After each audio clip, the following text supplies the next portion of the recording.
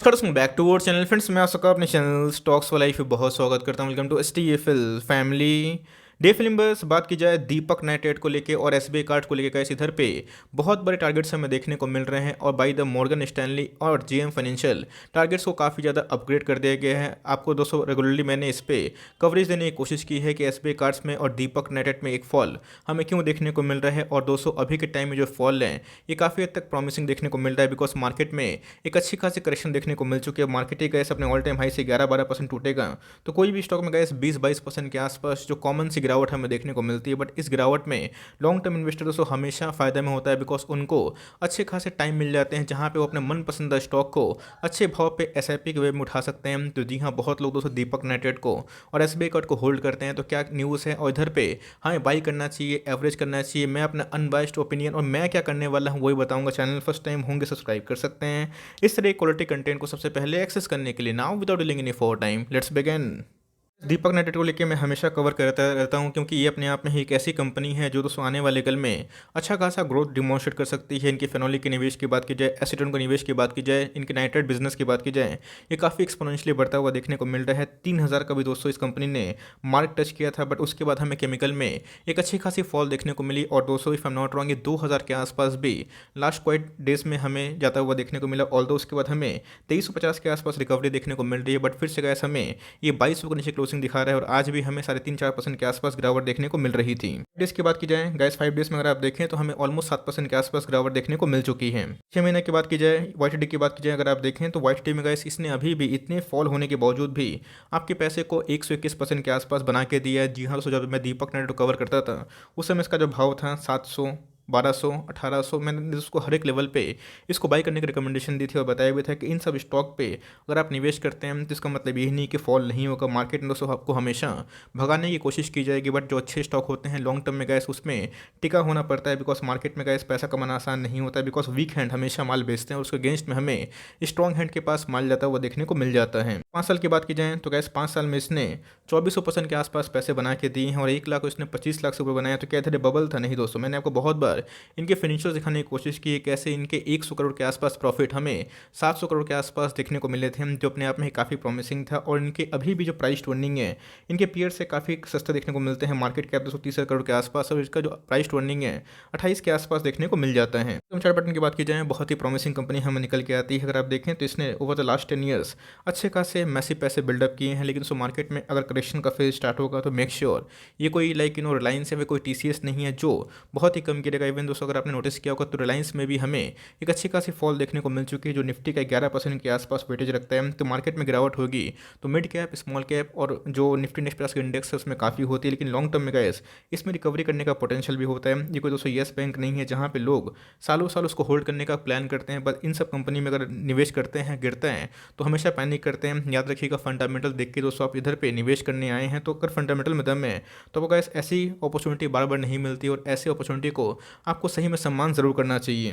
मैंने इनका रिपोर्ट पढ़ा, अगर आप देखें बाय द JM फाइनेंशियल जो टारगेट है आने वाले फॉरवर्ड 1 साल में 2800 के आसपास निकल के आता हूँ। मुझे लगता है इसकी 2800 का लेवल तोड़ के आने वाले कल में 3,000 की भी जर्नी कर सकता है। आपको पता है इसकी फेनोलिक निवेश और एसीटोन निवेश इनका बहुत ही अच्छा काम कर रहा है और स्टेट गवर्नमेंट से भी इनको बहुत ज़्यादा ऑर्डर्स हमें देखने को मिल रहे हैं। तो जी हाँ, अपने आप में ही काफ़ी कैश रिच कंपनी है और इनके टारगेट्स है इस भाव से भी काफ़ी हमें अब देखने को मिल रहे हैं। चार्ट पे आऊँगा इसलिए उससे पहले अगर आप देखें तो इसका जो मार्केट कैप है 30,000 करोड़ के आसपास निकल के आता है और कॉल टाइम हाई से बहुत ही अच्छा खासा डिस्काउंट रेट में मिल रहा है। अगर आप दोस्तों स्टॉक का ROC निकालें 27% के आसपास है। ROE की बात की जाए 21% के आसपास है। Net profit by share holders equity, आपका एक शेयर आपके बिजनेस में कितना कमा के देता है 15-20% दोस्तों अपने आप में ही सम्मानजनक होती है। इनकी 21% के आसपास है। Cash rich company. यहाँ पे गैस मैं आपसे एक प्रश्न पूछूंगा कि दीपक नाइट्रेट का क्लाइंट बेस क्या है? 2 क्लाइंट का नाम आप ज़रूर बताइएगा। थोड़ा रिसर्च करें और देखना बनता है कि कौन कौन सही में मार्केट को ट्रैक करना चाहते हैं, सीखना चाहते हैं। तो गैस अगर आप 2 नाम बताएंगे और जिनका कमेंट सही में सबसे अच्छा होगा मैं उसको कवर भी करूंगा और इसके पास कितना रिजर्व है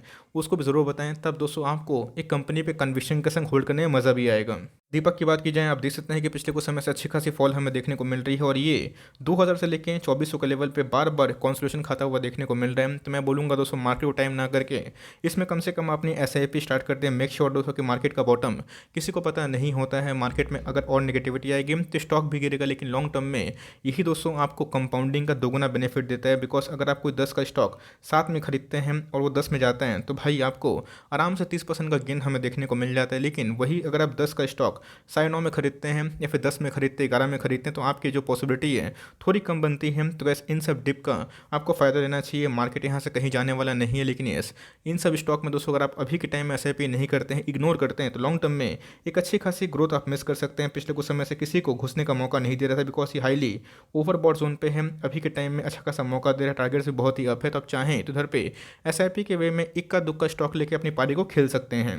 इसी दूसरी न्यूज़ दीपक नाइट्रेट को लेके अभी के टाइम में एसबीआई कार्ड्स एंड पेमेंट्स में एक बहुत बड़ी मैसिव फॉल हमें देखने को मिल रही है। और दोस्तों, मैंने आपको बहुत बार इनके आंकड़े शेयर किए हैं, जहां पे प्रोमोटर एफआईएस और डीएस को मिला दिया जाए 92% के आसपास स्टेक निकल के आता है। उसके बावजूद भी गैस हमें एसबीआई कार्ड्स एंड पेमेंट्स में बहुत ही ज़्यादा फॉल देखने को मिल रहा है। और दोस्तों, इसने आज के दिन हमें 900 के लेवल को भी तोड़ता हुआ दिखाया है और आज भी हमें 4% के आसपास फॉल देखने को मिल रहा है। बट मॉर्गन स्टैनली ने दोस्तों इनको ओवरवेट का जो टैग है वो दे दी है। अभी के टाइम अगर आप देखें तो इसमें 867 के आसपास क्लोजिंग देखने को मिल रही है। 6 महीना की बात की जाए तो गैस इसने जो भी गेन दिया था वो पूरा साफ होता हुआ देखने को मिल रहा है। बहुत लोग इस तरह पूछेंगे, सर इसमें इतना फॉल क्यों हमें देखने को मिल रहा है। दोस्तों, अगर आपने एचडीएफसी बैंक को नोटिस किया होगा तो उसमें हमें 300 पॉइंट का फॉल अपने ऑल टाइम हाई से देखने को मिल चुका है। जितने फाइनेंशियल लाइक सेक्टर की बात की जाए, चाहे मुथूट फाइनेंस की बात की जाए, आईसीआईसीआई बैंक की बात की जाए, टॉप क्लास इवन चोलामंडलम की बात की जाए, तो सब में गैस बैंक एनबीएफसी में अभी के टाइम में काफ़ी प्रेशर देखने को मिल रहा है। तो जी हाँ दोस्तों, अगर बैंक एनबीएफसी में प्रेशर होता है तो गैस इसमें ही प्रेशर होगा। लेकिन लॉन्ग टर्म में आप भले इसको खरीदिए फिर मत खरीदिए, लेकिन इसको लॉन्ग टर्म में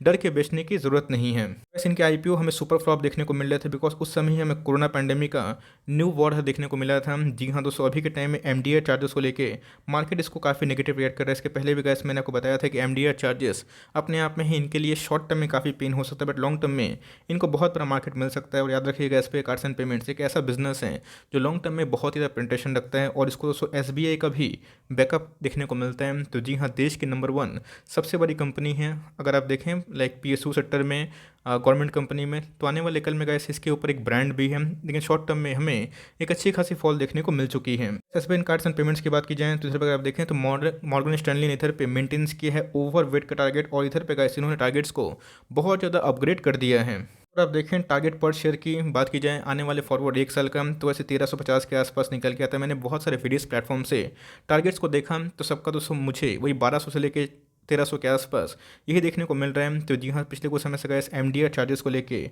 मर्चेंट डिस्काउंट रेट को लेके काफ़ी चर्चा में है। बिकॉज आरबीआई ने एक प्रपोजल दिया है कि आपके जितने भी क्रेडिट कार्ड है, डेबिट कार्ड है और यूपीआई ट्रांजेक्शन होते हैं, उस पर जो चार्जेस आप लगाते हैं वो थोड़ा कम करें। बिकॉज इंडिया को बनाना है डिजिटल इंडिया, तो इसमें बहुत लोग को इंकरेज करना है कि आप डिजिटली पेमेंट करें और उसमें चार्जेस आप लोग लगाते हैं ये थोड़े से हाई है। जिससे क्या होगा दोस्तों, शॉर्ट टर्म में ऑफकोर्स अगर वो प्रपोजल कंटिन्यू होता हुआ देखने को मिलेगा तो इनके लिए एक नेगेटिव बात हो सकती है। बट इसका एक दूसरा पहलू भी है, अगर ये थोड़ा सा अफोर्डेबल चार्जेस देते हैं कस्टमर्स को, तो बहुत सारे ऐसे कस्टमर्स हैं जो भी के टाइम में यूपीआई या फिर debit card, credit card use नहीं करते हैं, वो भी दोस्तों बढ़ चढ़ के इनके ग्रोथ में हिस्सा ले सकते हैं।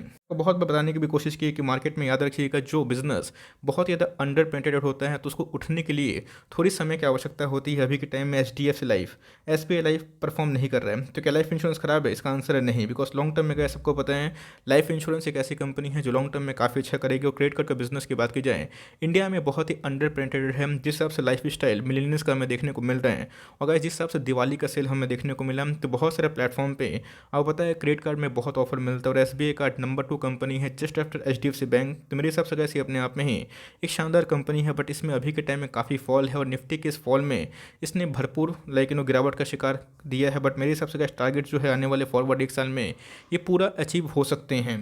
अगर आप देखें ये जो ओवर के टारगेट हैं क्या सही में रैशनल है फिर इरेशनल है, अगर आप देखें तो कंपनी का जो स्टॉक प्राइस है अभी के टाइम में अच्छा करता हुआ देखने को नहीं मिल रहा है। लेकिन मेरे हिसाब से अगर लॉन्ग टर्म में ऐसा एनालिस्ट की मानी जाए, इसके पहले मोतीलाल ओसवाल के टारगेट्स की बात की जाए तो वो भी हमें 1300 के आसपास देखने को मिल रहा था इफ नॉट रॉन्ग। तो गैस आने वाले कल में ब्रोकर्स इसको लेके काफ़ी बुलिश दिखाई पड़ रहा है। मुझे भी लगता है कि लॉन्ग टर्म में डाउन साइड यहाँ से बहुत ही लिमिटेड है।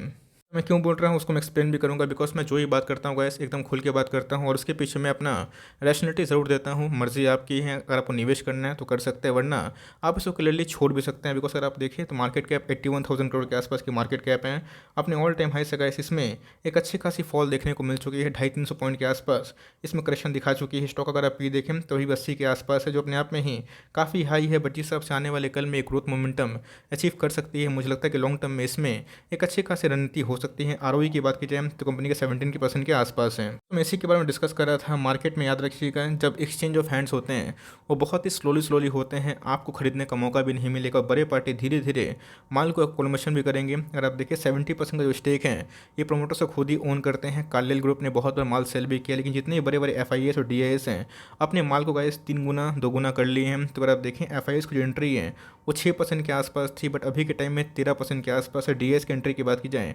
4% से गाइस 9% के आसपास हो चुका है। पब्लिक एंट्री की बात की जाए 20% से हमें ओनली 7% के आसपास मिलता है। मतलब पब्लिक इधर पे कंटिन्यूसली हर एक क्वार्टर में अपने माल को सेल कर रहे हैं।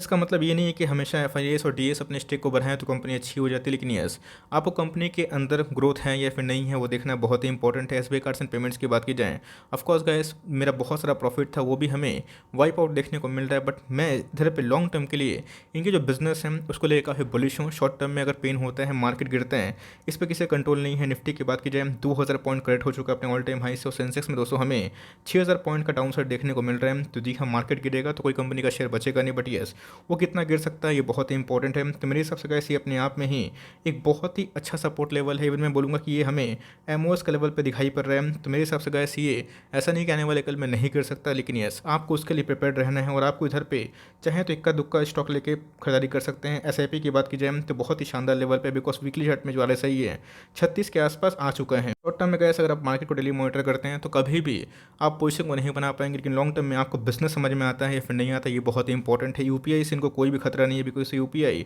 आपको क्रेडिट नहीं देता। तो आने वाले कल में गैस क्रेडिट कार्ड में एक अच्छा खासा ग्रोथ भी है, बिकॉज हर 100 इंसान के पास अभी के टाइम में 3-4 लोगों के पास क्रेडिट कार्ड है। लेकिन यूएस में, यूके में या फिर दूसरे यूरोपियन कंट्री में काफ़ी कंडीशन चेंज है। तो मेरे हिसाब से गैस अगर आप लॉस में हैं तो लॉस मत निकलिए। अगर आपके पास टाइम है कम से कम 1 ईयर का तो पूरा खेल देखिए, बिकॉज जैसे ही बैंक एनबीएफसी में रैली आएगी वैसे ही गैस हमें एक अच्छी खासी रैली हो सकती है। इंडेक्स गिरेगा तो भाई उसके स्टॉक भी गिरेंगे, बट देखना बनता है कि इंडेक्स कब रिकवर करेगा। क्या बैंक निफ्टी जीरो हो जाएगा? इसका आंसर है नहीं। क्या एनबीएफसी जीरो हो जाएगा? इसका आंसर है नहीं, बिकॉज बजाज फाइनेंस में भी हमें आज के दिन एक अच्छी खासी फॉल देखने को मिल चुकी है। तो अच्छे स्टॉक्स में बने रहें, खरीदना नहीं खरीदना आपकी मर्जी, बट मेरे हिसाब से आपका हॉरिजन लॉन्ग टर्म का है तो कंपनी अच्छी है। बिकॉज टारगेट्स मुझे लगता है कि आने वाले 1 साल में ज़रूर अचीव होते देखने को मिल सकते हैं। तो आई होप दोस्तों मेरा एफर्ट आपको अच्छा लगा।